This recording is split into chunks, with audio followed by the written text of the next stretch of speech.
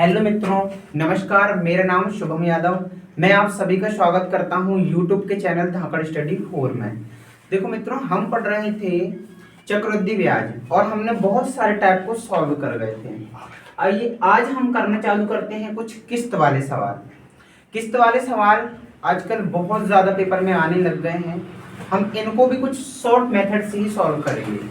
भाइयों, मैं जो मेथड बताऊंगा, अगर उन मेथडों को आप प्रैक्टिस में रख लोगे ना, तो आप बहुत ही जल्दी कुछ ही समय में सवाल को सॉल्व कर पाओगे। देखो भाइयों, हम सॉल्व करते हैं सवाल को। पहला सवाल है हमारा, 20% वार्षिक चक्रवृद्धि ब्याज की दर से 550 रुपए का ऋण 2 समान वार्षिक किस्तों में अदा करना है। तो ये है किस्त वाला सवाल। मैंने बोला सबसे पहले तो ये देखिए कि रेट कितनी परसेंट की है। भाइयों, पहले सवाल में रेट है 20% की और किस्त कितनी बन रही हमारी, 2 किस्त बन रही है। देखो भाइयों, मैंने आपसे बोला था कि इसमें वर्ग और घन वाला सबसे ज्यादा बड़ा गेम चलने वाला है। अगर आप वर्ग और घन को अगर याद कर पाओ ना, तो ये सवाल कंपाउंड टेस्ट के आप बड़ी ही आसानी से सॉल्व कर पाओगे। आइए सॉल्व करना स्टार्ट करते हैं। भाइयों, रेट कितनी है, तो इसमें रेट दे रखी है 20% की और हमारी किस्त कितनी बननी है इसमें, तो भाइयों किस्त बननी है इसमें 2। अच्छा ये बताइए, ये 550 रुपए क्या है हमारा, ध्यान से पढ़ना। चक्रवृद्धि ब्याज की दर से 550 रुपए का ऋण 2 समान वार्षिक किस्तों में अदा करना है। तो मेरे भाइयों, ये 550 रुपए है ना, इसका तो ऋण है हमारे पास। 550 रुपए का क्या है हमारे पास, ऋण है। कहने का मतलब ये हमारा अमाउंट होगा, सॉरी ये हमारा प्रिंसिपल होगा, मूलधन होगा, है ना। और इसको अदा करना है हमें, इसको अदा करना है किस्त के रूप में। देखो सॉल्व करते हैं। एक साइड हमारा मूलधन रहने वाला है, एक साइड हमारा मिश्र धन रहने वाला है। भाई जो हम किस्त जमा करते हैं ना, वो जो किस्त होती है ना, किस्त के रूप में हम जो पैसे जमा करते हैं, वो किस्त ही हमारा मूलधन मिश्र धन होता है, मतलब कि अमाउंट होता है। आइए, ये 20% को आप सॉल्व कर रहे होंगे तो इसका मान आ रहा होगा कितना, 1/5, मतलब 5 रुपए पर 1 रुपए का ब्याज। अब ठीक से सॉल्व करके देखिएगा कि 20% का मान क्या आएगा। अब हर फ्रैक्शन को बहुत अच्छे से करने की कोशिश कीजिएगा। मैंने सबसे पहली वाली वीडियो में बता रखा है, आप उनको या तो याद रख लीजिएगा या उनको निकालना सीख लीजिएगा, ठीक है। 20% की फ्रैक्शन आएगी 1/5, मतलब 5 रुपए पर 1 का ब्याज। पहले साल सुनिएगा, 5 रुपए पर अगर 1 का ब्याज बना तो कितना बना, 6। लेकिन याद रखना, किस्त वाले सवालों में अगले साल 5 से 6 नहीं बनने वाला है। किस्त वाले सवालों में अगले साल ही 5 से 6 नहीं बनने वाला है।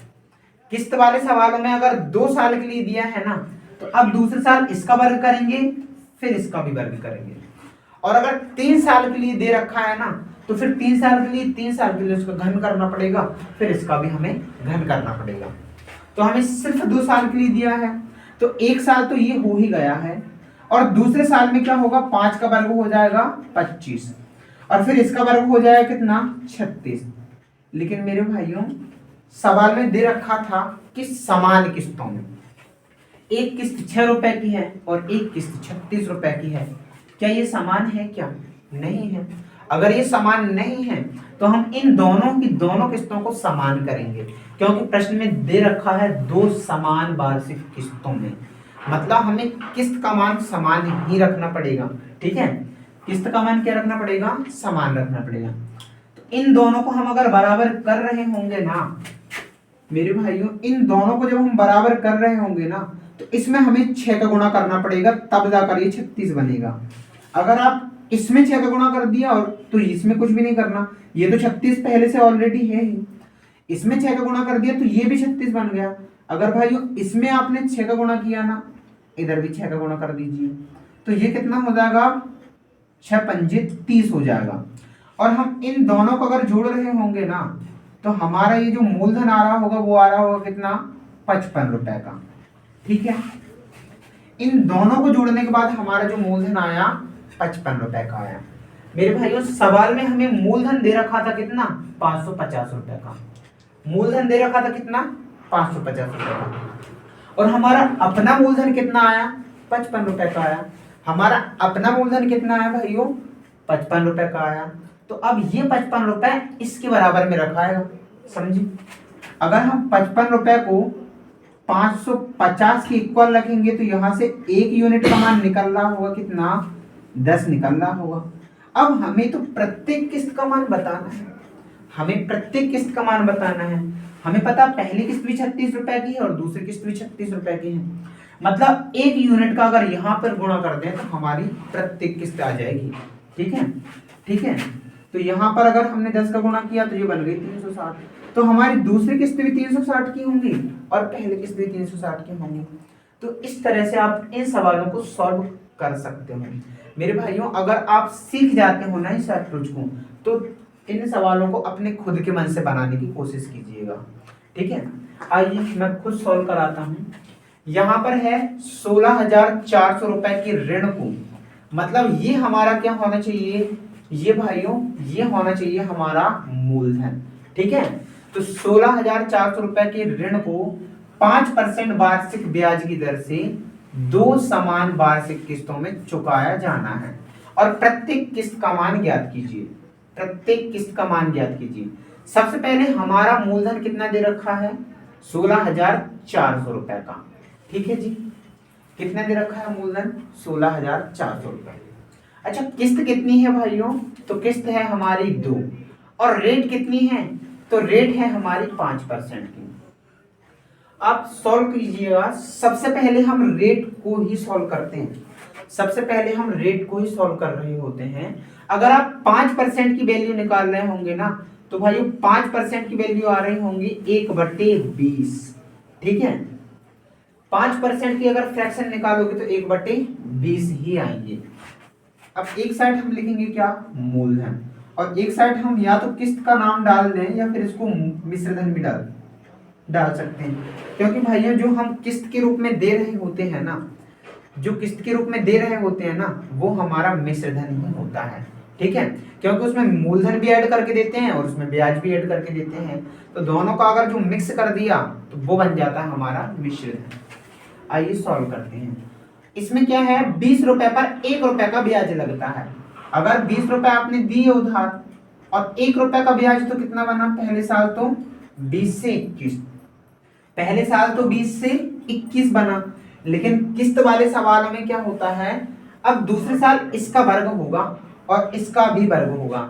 ठीक है, दूसरे साल के लिए हमें इनका वर्ग निकालना पड़ेगा। तो 20 का वर्ग कितना हो जाएगा मेरे भाइयों, 400 हो जाएगा, और 21 का वर्ग कितना हो जाएगा, 441 हो जाएगा। ठीक है, अब प्रश्न में बोला था कि 2 समान किस्तों में, इसमें बोला था कि दोनों की दोनों किस्तें एकदम समान होनी चाहिए। तो ये दोनों की दोनों किस्तें तो समान है ही नहीं। अगर समान नहीं है तो फिर हम इन दोनों को समान कर लेंगे।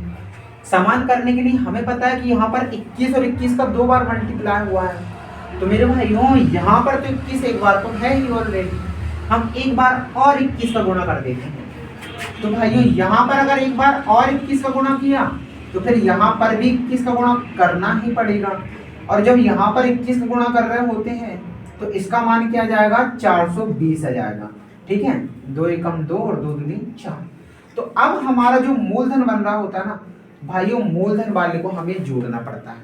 ठीक है, हमने यहाँ पर भी ये मूलधन वाले को जोड़ा ही था और यहाँ भी जोड़ेंगे और अन्य सवालों में भी हम मूलधन को जोड़ना ही पड़ेगा।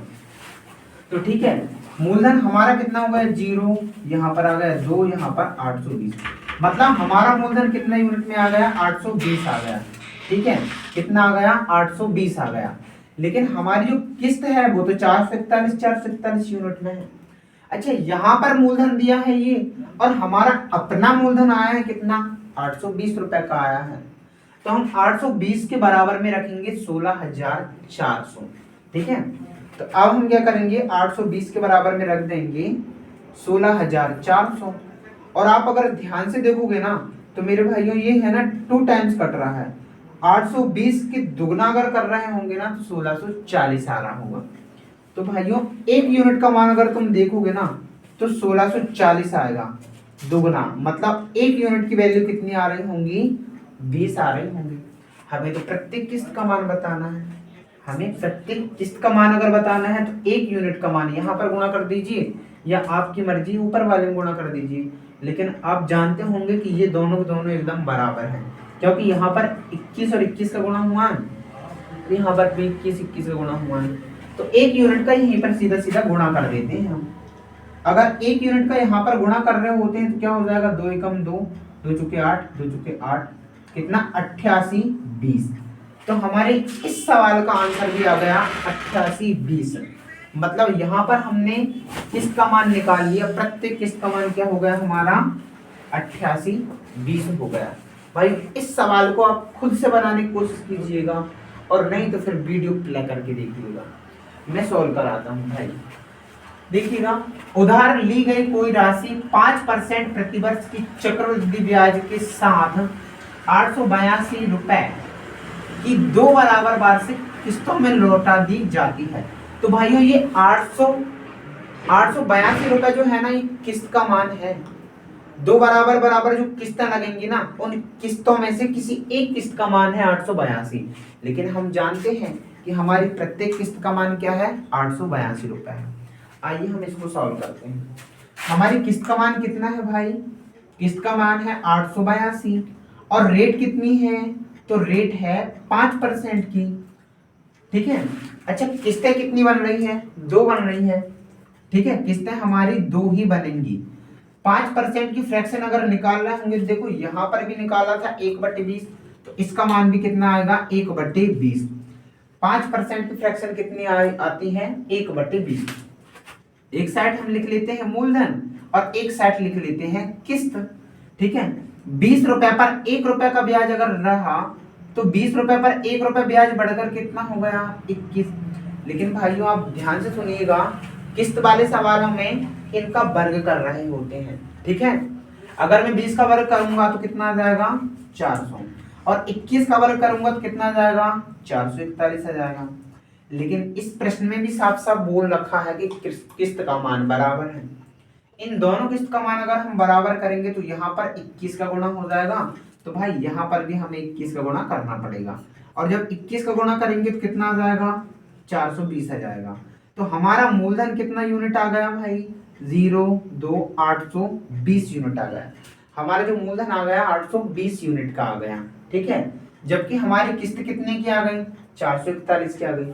अब ये देखिएगा, तो हमें दिया क्या है प्रश्न में, या तो वो किस्त का मान देगा या भाइयों या फिर वो देगा हमें मूलधन का मान। तो इन 2 सवालों में तो हमें मूलधन का मान दे दिया था, लेकिन आप ध्यान से अगर पढ़ रहे होंगे तो इस वाले सवाल में अब हमें किस्त का ही मान दे दिया, इसमें हमें किस्त का ही मान दे दिया, तो अब हम किस्त के बराबर में रख रहे होंगे। ठीक है, तो 441 के बराबर में क्या आएगा 882। भाइयों ये सीधा सीधा 2 बार काट देता है, तो 1 यूनिट का मान कितना आ गया भाई 2 आ गया। 1 यूनिट का मान कितना आ गया 2 आ गया। अब हमसे उसने पूछा क्या, अब हमसे उसने पूछा है मूलधन, तो मूलधन तो 820 यूनिट है। 1 यूनिट का गुणा सीधा यहाँ पर कर दीजिए। अगर हम 1 यूनिट का गुणा यहाँ पर कर देंगे तो कितना आ जाएगा 1640 हो जाएगा। तो इस तरह से हम इन दोनों सवालों को सॉल्व कर पाए। ठीक है, तीनों सवालों को सॉल्व कर पाए। आइए तो आगे वाले सवालों को सॉल्व करते हैं। देखो भाइयों ये भी किस्त वाले सवाल हैं, लेकिन वो जो पहले वाले सवाल थे ना वो सिर्फ 2 वर्ष वाले थे, और ये सवाल है 3 वर्ष वाले।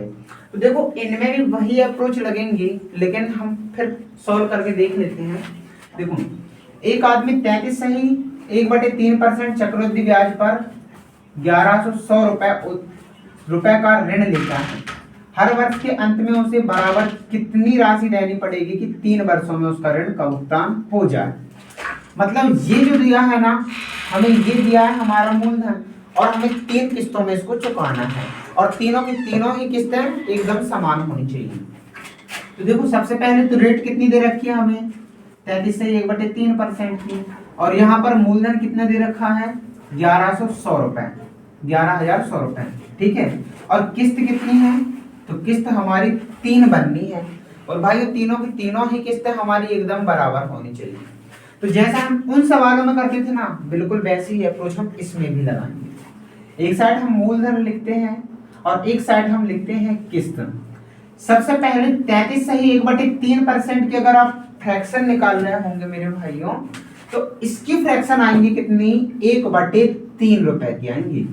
मतलब 3 रुपए पर 1 रुपए का ब्याज। पहले साल 3 रुपए पर 1 रुपए का ब्याज, मतलब 3 से हो गया कितना, 4 रुपए। पहले साल तो 3 से 4 हुआ, पहले साल 3 से 4 हुआ, लेकिन दूसरे साल के लिए क्या करना पड़ेगा, इसका वर्ग करना पड़ेगा, इसका भी वर्ग करना पड़ेगा। जब मैं इसका वर्ग करूंगा तो कितना आएगा, 9, और इसका वर्ग करूंगा तो कितना आएगा, 16। अब हमें तो 3 सालों में चुकानी है, 3 किस्तों में चुकानी है, ठीक है, तो 2 किस्तों चाहिए हो गई। अब तीसरी किस्त के लिए इसका हमें घन करना पड़ेगा, इसका भी हमें घन करना पड़ेगा। और जब हम इन 3 का घन कर रहे होंगे तो कितना आएगा, 27। और इसका भी जब हम घन कर रहे होंगे तो कितना आएगा, 64 आएगा, ठीक है। लेकिन ये किस्त कहीं पर 4 दिखेगी, कहीं पर 16 दिखेगी, और कहीं पर 64 दिखेगी। प्रश्न में जैसा हमें बोला है ना, हमें बिल्कुल वैसा ही करना पड़ेगा। प्रश्न में लिखा हुआ है समान या बराबर किस्तों में, हमें किस्त को बराबर ही बनाना पड़ेगा भाइयों। यहाँ पर 64 है, तो क्या ये 64 बन सकता है क्या, क्या ये 64 बन सकता है क्या? आइए हम बराबर करते हैं। ये 16 है, इसमें अगर मैं 4 का गुणा कर दूं तो क्या ये 64 बन जाएगा? हाँ, अगर 4 का इधर गुणा किया तो 4 का इधर भी गुणा करना पड़ेगा, तो 9 चुके 36। क्या इसमें मैं 16 का गुणा कर दूं तो ये 64 बन जाएगा? हाँ, ये भी 64 बन जाएगा। देखो 16 का इधर गुणा किया तो 16 का इधर भी गुणा करना पड़ेगा, कितना हो जाएगा, 16 तिया 48। अब ये और ये, इन तीनों को हम जोड़ देंगे तो हमारा आ जाएगा मूलधन, ठीक है। अगर हम जोड़ रहे होंगे तो कितना आएगा, 8 6 14, 14 और 7 21 का 1, हाथ के 2, ठीक है, 2 और 2 4, 4 और 3 7, 7 और 4 11। तो ये आ गया हमारा मूलधन। और हमारा किस्त तो है 64 यूनिट का, क्योंकि हर एक किस्त 64 यूनिट की है, बराबर बराबर। मूलधन हमारा 111 आया, जबकि यहाँ पर मूलधन कितना दिया था, 11,100 रुपए का दिया था। तो ये मूलधन और ये मूलधन बराबर रखाएगा, तो 111 बराबर में क्या हो जाएगा, 11,100 रुपए। और 1 यूनिट का जब आप मान निकाल रहे होंगे तो ये सीधा सीधा कट करा जाएगा कितना, 100 यूनिट का। और हमें किस्त का मान बताना है तो 1 यूनिट का बस किस्त में गुणा कर दीजिए, ठीक है। तो हमारी जो किस्त का मान आएगा 64 यूनिट था, गुणा कर दीजिए कितने का, 100 का। आंसर आ रहा होगा कितना, 6400 रुपए का, ठीक है। देखो ऐसा का ऐसा सवाल ये भी है, बिल्कुल सेम सवाल है। अब इसको सॉल्व करके देखिएगा। देखो एक धनराशि उधार ली गई और 25% चक्रवृद्धि ब्याज की दर से 2500 रुपए की 3 बराबर किस्तों में वापस उसका भुगतान किया गया, तो उधार ली गई राशि ज्ञात कीजिए। अच्छा ये हमारी क्या है भाई, ये 2500 हमारी किस्त का मान है। हम जो 3 किस्त चुका रहे होंगे ना, तो हमारी तीनों की तीनों किस्तें 2500 रुपए की होंगी, ठीक है। आइए सॉल्व करते हैं। किस्त का मान हमें इस बार दे रखा है 2500। देखो कुछ सवालों में तुम्हें किस्त का मान ही देगा और कुछ सवालों में वो आपको मूलधन देगा। कुछ सवालों में अगर आपको मूलधन दिया तो फिर मूलधन के बराबर ही रखना पड़ेगा, और जिन सवालों में आपको किस्त दे रखी होंगी ना मेरे भाइयों, उनमें हमें किस्त के ही बराबर में रखना होगा, ठीक है। यहाँ पर रेट कितनी है, 25% की है, और किस्त कितनी है भाई, तो किस्त है 3 बार 25% की फ्रैक्शन आती है 1/4। एक तरफ तो हम लिखते हैं मूलधन और एक तरफ लिखेंगे इस बार किस्त।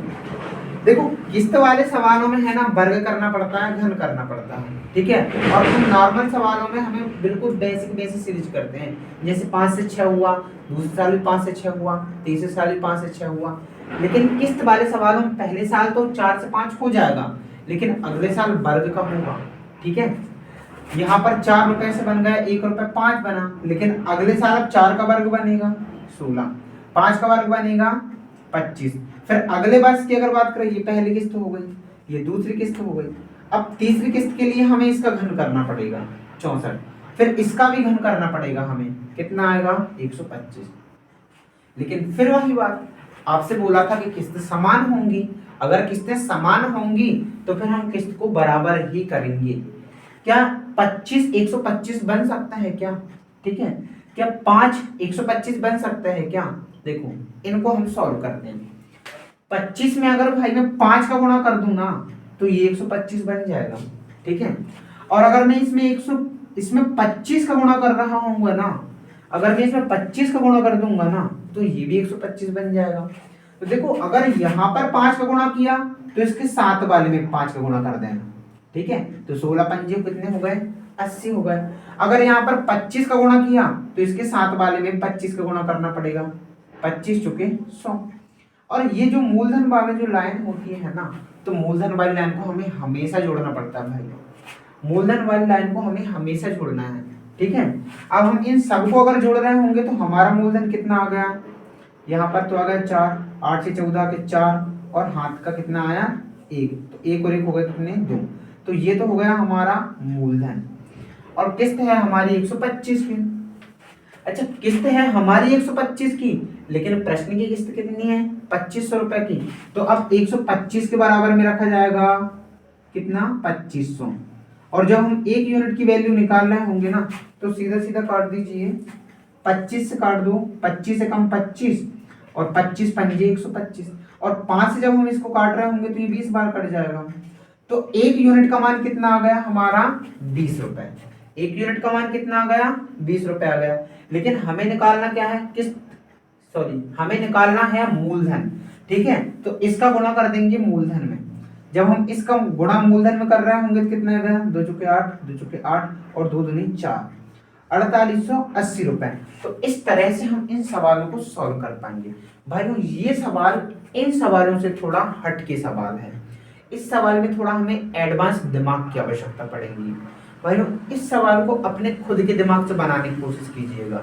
ठीक है, और अदरवाइज इसको वीडियो के माध्यम से सीख लीजिएगा अगर नहीं बनता है तो।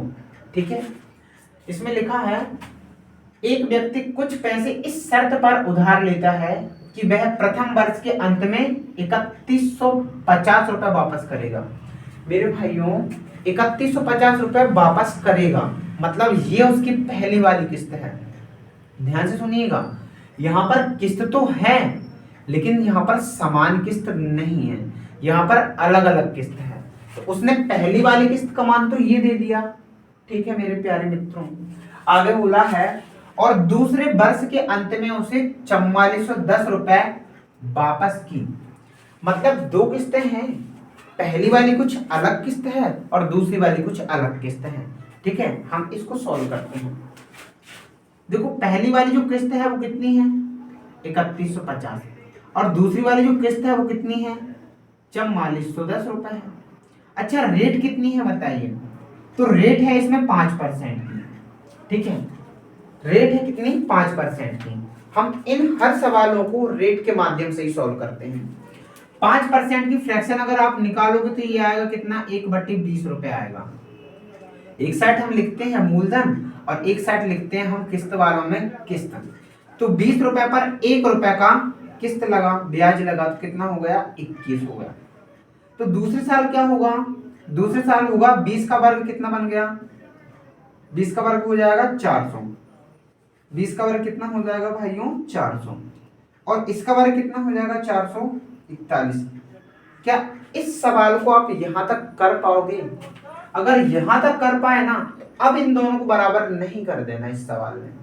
क्यों नहीं? क्योंकि उसने समान या बराबर किस्त नहीं बोला है।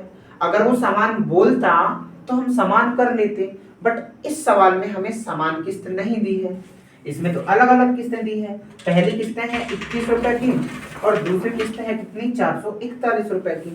तो देखो प्रश्न के अनुसार पहली किस्त कितनी है? 3150 की, और इसके अनुसार पहली किस्त कितने की है मेरे भाइयों? 21 रुपए की है। ठीक है ना, पहली किस्त है 3150 रुपए की और यहाँ पर पहली किस्त है 21 रुपए की। तो हम 21 के बराबर में 3150 रुपए रखेंगे। ठीक है, जब हम 21 के बराबर में 3150 रुपए रख रहे होंगे ना, ठीक है, 1 मिनट रुकिएगा, मैं इधर साइड में डाल दूं। देखो पहली किस्त है हमारी कितनी? 21 रुपए की, और उसमें दिया है 3150 रुपए। तो 21 के बराबर में रखा जाएगा 3150। अगर 1 यूनिट का मान जब आप निकाल रहे होंगे तो 31 से कम 31, ठीक है, बच गए कितने 10। अगर 10 बचे तो इधर जुड़ेंगे कितने हो जाएंगे 105। तो 21 से फिर 105 कटेगा कितने बार 5 बार कटेगा। ठीक है, आप थोड़ा कैलकुलेशन अपने खुद के मन से सॉल्व कीजिएगा। ठीक है, तो 1 यूनिट का मान कितना आया 150 आया। जब 1 यूनिट का मान इधर 150 आया ना, तो इस 1 यूनिट का इधर भी गुणा करना पड़ेगा। कितना हो जाएगा 15 दूनी 30, इधर हो जाएगा कितना 15 दूनी 30 और 2 जीरो तो पहले से ही थी। ठीक है, तो ये हमारा पहले साल का मूलधन हो गया। ठीक है, अच्छा दूसरी वाली किस्त कितनी है, तो दूसरी वाली किस्त है 441 रुपए की और प्रश्न में दिया हुआ है 44 रुपए की है। तो यहाँ पर ये 441 रुपए 44 रुपए के बराबर में रखाएगा और 1 यूनिट का मान यहां से निकल रहा होगा 10।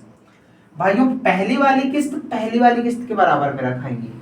सुना, पहली वाली किस्त के बराबर में रखाएंगे तो 1 यूनिट की वैल्यू जो निकलेंगी ना वो पहले वाले मूलधन में ही गुणा होंगी। जो 1 यूनिट की वैल्यू निकल कर आएंगी ना वो पहले वाले मूलधन में ही गुणा होंगी, याद रखिएगा।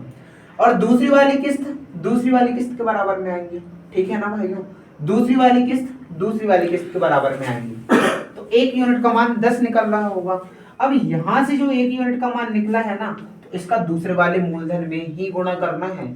इसका सिर्फ दूसरे वाले मूलधन में ही गुणा करना है, ना कि इन दोनों मूलधनों को जोड़ देना है। ऐसा नहीं करना है, दोनों मूलधनों को नहीं जोड़ना है। करेक्ट। तो यहाँ पर अगर मैं इसका यहाँ पर गुणा कर रहा होऊंगा ना, तो ये आ गया कितना 4000। तो अब हमारा जो रियल वाला मूलधन आ गया वो कितना आ गया 7000। तो भाइयों इस तरह से हम इन सब सवालों को ठीक ढंग से सॉल्व कर पाए। भाइयों वीडियो अगर आपको अच्छी लगी हो, हेल्पफुल लगी हो, तो वीडियो को लाइक करो, शेयर करो और अगर पहली बार हमारे चैनल पे आए हो तो इसको सब्सक्राइब भी कर लीजिए।